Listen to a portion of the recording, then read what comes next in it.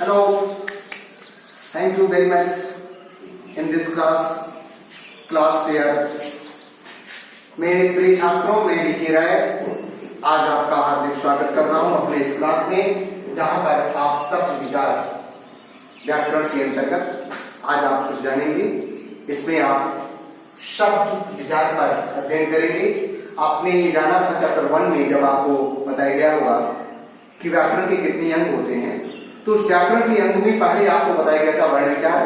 व्याकरण के 3 अंगों को बताया गया होगा, जिसमें पहला होगा वर्ण विचार, दूसरा होगा शब्द विचार और तीसरा होगा वाक्य विचार।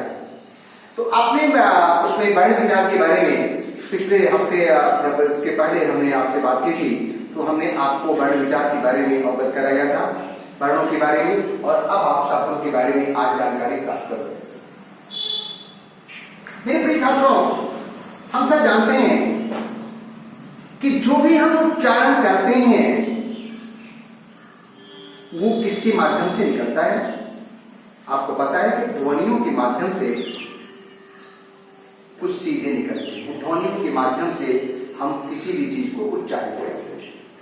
तो ध्वनि के माध्यम से जिन्हें हम उच्चारित करते हैं उनका नाम है वर्ण। अर्थात वर्ण ध्वनियों का एक लिखित रूप होता है।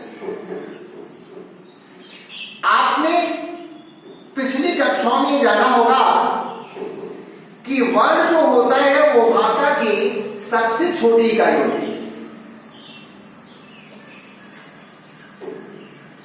आपको यह भी पता है कि वर्णों से शब्द की रचना होती है, शब्द से वाक्य की रचना होती है और वाक्य से किसी साहित्य की रचना होती है।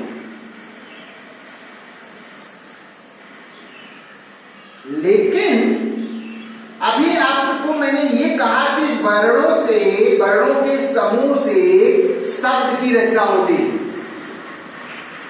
लेकिन यहां एक बात ध्यान देने की होती है कि वर्णों के समूह से जो शब्द होता है वह सारे के सारी चीजें शब्द नहीं होती। जैसे हम कहीं लिख दें मसूकू, तो क्या आप इसको शब्द बोलोगे? ये शब्द नहीं कहा जा सकता, ये तो निरर्थक है, क्योंकि ये सही रूप से नहीं लिखा गया। वास्तव में इसका सही रूप होना चाहिए था कुसुम, लेकिन कुसुम की जगह यदि हम मसूकू बोल रहे हैं, मसूकू लिखे, तो क्या हम उसे शब्द कहेंगे? हम उसे शब्द नहीं कर सकते। ऐसे ही बहुत सारी चीजें, हमको फल बोलना है लेकिन फल की जगह हम लव बोल रहे हैं, तो क्या हम इसे शब्द कहेंगे? इसे हम शब्द नहीं कहेंगे। इसका मतलब ये हुआ कि आखिर तो शब्द क्या होगा। तो अब आप शब्दों को परिभाषित कीजिए तो आपको मिलेगा कि वर्णों का सार्थक समूह जो होता है, वर्णों का सार्थक समूह। अब सार्थक समूह का मतलब क्या होता है? सार्थक में 2 शब्द हैं, एक स्व है, एक अर्थ है। स्व अर्थ से बनता है सार्थ। ये दीर्घ संधि के उदाहरण के द्वारा आप पिछली कक्षाओं में आपने जाना होगा कि जब 2 समान स्वरों की आवृत्ति होती है तो उसे हम दीर्घ संधि कहते हैं, और वहां पर दीर्घ संधि में ये यदि स्वर आपस में मिल रहे हैं तो आपकी मात्रा हो जाती है सार्थ। स्व उपसर्ग लगा हुआ है, यदि उपसर्ग के माध्यम से हमको जानेंगे तो स्व उपसर्ग है और अर्थ शब्द है। स्व का अर्थ होता है सार्थ, अर्थ वाले अर्थ के साथ, अर्थात जो शब्द हम लिख रहे हैं उस शब्द का कोई अर्थ निकलता हो तो वही सार्थक शब्द कहलाता है। अर्थात जो भी शब्द हम लिख रहे हैं उस शब्द का कोई ना कोई अर्थ निकलता हो तो उसे हम सार्थक शब्द कहते हैं। इस प्रकार हमने ये जाना, यदि कोई हमसे शब्द की परिभाषा जानना चाहे तो हम ये बतलाएंगे कि वर्णों के सार्थक समूह को शब्द कहते हैं। कन्फर्म? ये हो गई बात वर्णों का सार्थक समूह। अर्थात यदि क, म और ल ये 3 वर्ण कहीं लिख दिए गए हो और इनको आपस में संयोग करके यदि बोला जाए कि क्या ये सार्थक शब्द है, तो आप बोलोगे हाँ, क्योंकि क, म और ल मिल करके एक सार्थक शब्द बनता है कमल। इस प्रकार हमने ये जाना कमल एक पौधे का नाम है, कमल एक पुष्प का नाम है। इस प्रकार हमने जाना कि एक सार्थक शब्द है। इस प्रकार से मेरे प्रिय छात्रों, शब्द की परिभाषा ये हो गई कि वर्णों के सार्थक समूह को शब्द कहते हैं, अर्थात वे शब्द जिनका कोई ना कोई एक निश्चित अर्थ निकलता हो उसे ही हम शब्द कहते हैं। अब आइए हम आगे बढ़े तो आपको ये पता चलेगा कि जो भी शब्द हमारे सामने दिखलाई पड़ते हैं वे शब्द कई प्रकार के होते हैं, कई प्रकार से हमारे सामने आते हैं। जैसे कोई भी शब्द की उत्पत्ति कैसे हुई, अपने उत्पत्ति के रूप में वो किस रूप में जाना जाता था, नंबर 1। नंबर 2, जो भी शब्द आ रहा है क्या उसका कोई अर्थ भी निकल रहा है।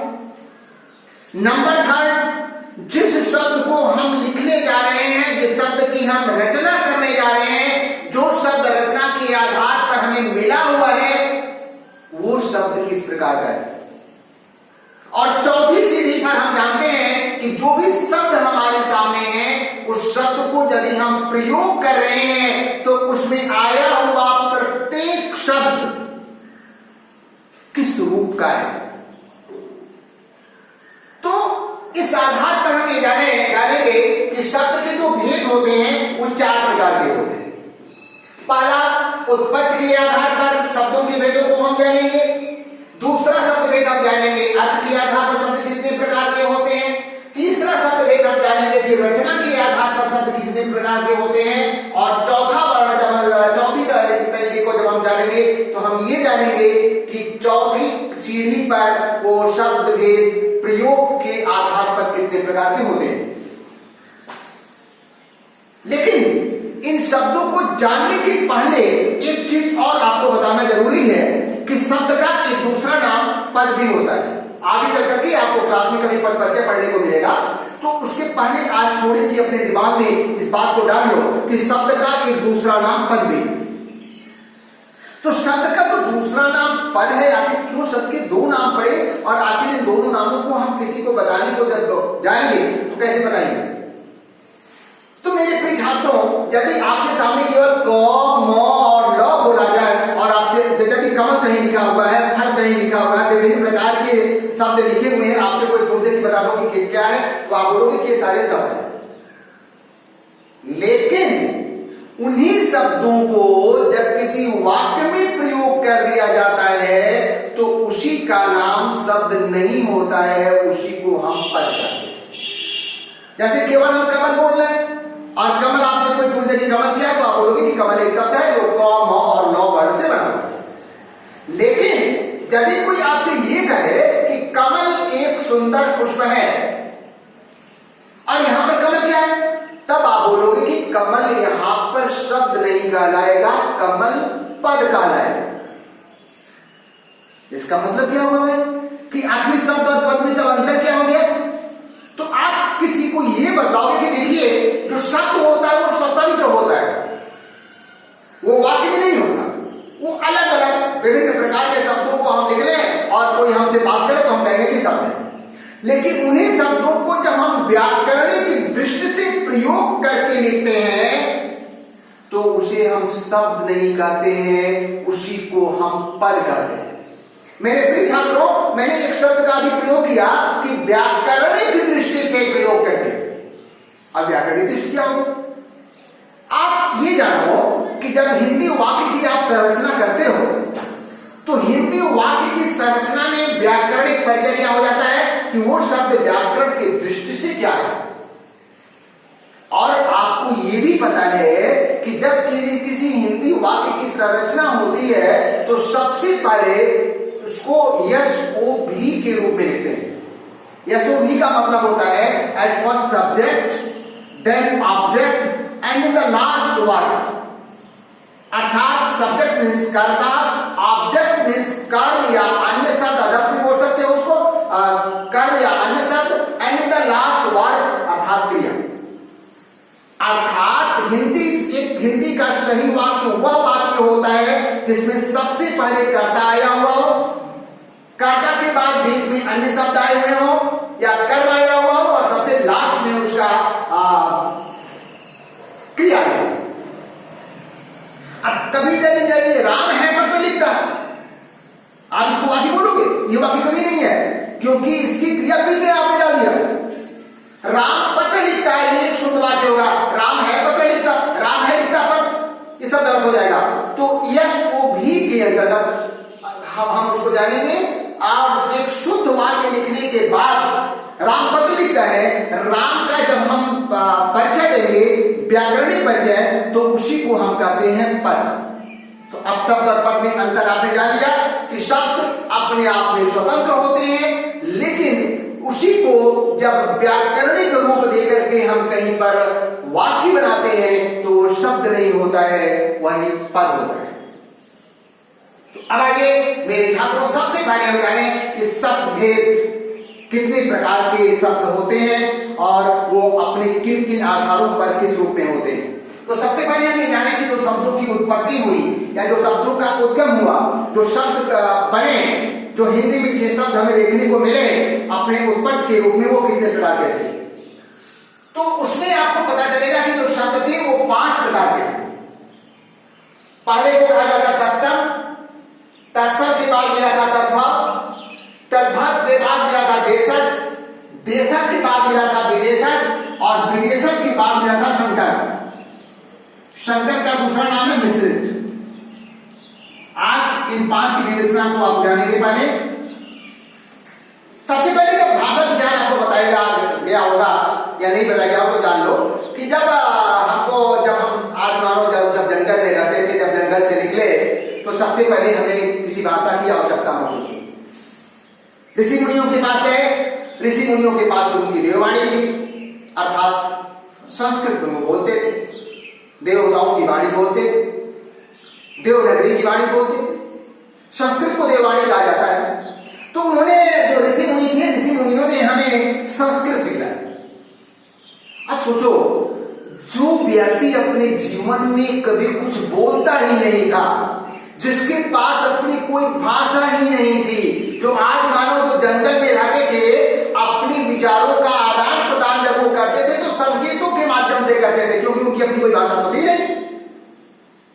और पहली बार जो भाषा उन्हें सीखने के लिए मिली, बोलने के लिए मिली, वो भी संस्कृत की मिल गई। तो उनको बड़ी कठिनाई हुई। तो उन्होंने ऋषि मुनियों से कहा कि प्रभु, अरे आप ऐसी चीज हमें दे रहे हो जिसको हम बोल ही नहीं पाएंगे, जिसका अर्थ ही नहीं समझ पाएंगे, तो हम इसको प्रयोग कैसे करेंगे, कैसे किसी को बताएंगे।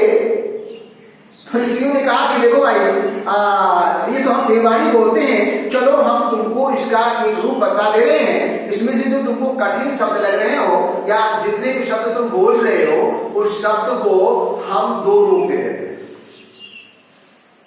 जब तुम अपनी भाषा लाना तो उसमें सबसे पहले आप संस्कृत के असली रूप को प्रकट करना। तो उत्पत्ति के आधार पर जो पहला भेद मिला वो आपको मिला तत्सम। तत्सम होता है कि संस्कृत के वे शब्द जो अपने मूल रूप में हिंदी में आ गए, अर्थात उनका रूप नहीं बदला, उन्हें हम कहते हैं तत्सम। जैसे हम बोल रहे कोकिल, तो कोकिल ये तत्सम शब्द है, अर्थात ये शब्द संस्कृत से मिलते जुलते हैं, संस्कृत के होते हैं। कोकिल बोल रहे हैं, आम्र बोल रहे हैं, भ्रमर बोल रहे हैं, प्रस्तक बोल रहे हैं, कुछ भी बोलो, तो ये होता है तत्सम। अर्थात संस्कृत के वे शब्द जो अपने मूल रूप में हिंदी में आते हैं, उन्हें हम तत्सम कहते हैं। अब तद्भव, ये दोनों एक ही वाणी है। ये संस्कृत का मूल रूप होता है और तद्भव जो होता है ये संस्कृत का बदला हुआ रूप होता है। बदला हुआ रूप का मतलब इसका कोई हिंदी अर्थ होता है। तो संस्कृत के वे शब्द जो अपने बदले हुए रूप में हिंदी में प्रयोग किए जाते हैं, उन्हें हम तद्भव कहते हैं। ऐसे हम